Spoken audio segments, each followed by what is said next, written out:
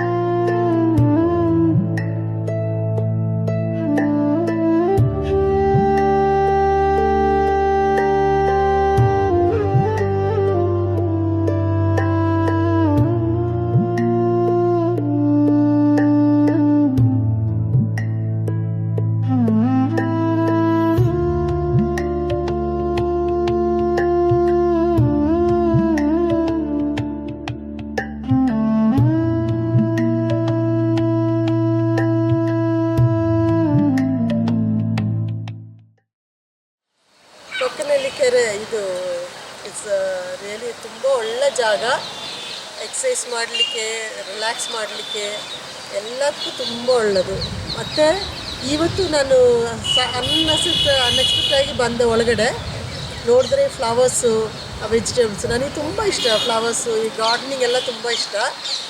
ನಾನೀಗ ಅದೆಲ್ಲ ಮಾಡಬೇಕು ಅಂತೇಳಿ ಮನಸ್ಸಲ್ಲಿ ಅದೊಂದು ಇಟ್ಟಿದ್ದೀನಿ. ಇಲ್ಲಿ ಬಂದು ನೋಡಿದ್ಮೇಲೆ ತುಂಬ ವೆರೈಟೀಸ್ ಆಫ್ ಫ್ಲವರ್ಸು, ಪ್ಲ್ಯಾಂಟ್ಸು, ತುಂಬ ಪ್ಲ್ಯಾಂಟ್ಸು ನ್ಯೂ ಆಗಿ ಕಾಣಿಸ್ತಾ ಇದೆ.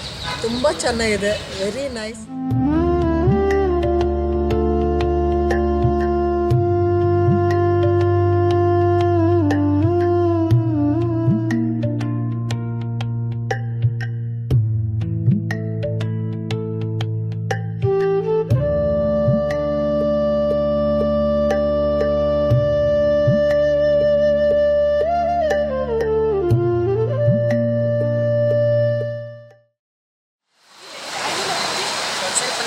ಪ್ರದರ್ಶನ ಕುಕ್ಕರಳ್ಳಿ ಕೆರೆಯಲ್ಲಿ ತುಂಬ ಚೆನ್ನಾಗಿ ಮಾಡಿದ್ದಾರೆ. ನಾವು ಡೈಲಿ ವಾಕಿಂಗ್ ಬರ್ತೀವಿ. ಸೊ ನಮಗೆ ಮನಸ್ಸಿಗೆ ಹಿತ, ಕಣ್ಣಿಗೆ ಮುದವನ್ನು ನೀಡ್ತಾ ಇದೆ. ತುಂಬ ಚೆನ್ನಾಗಿ ಮಾಡಿದೆ.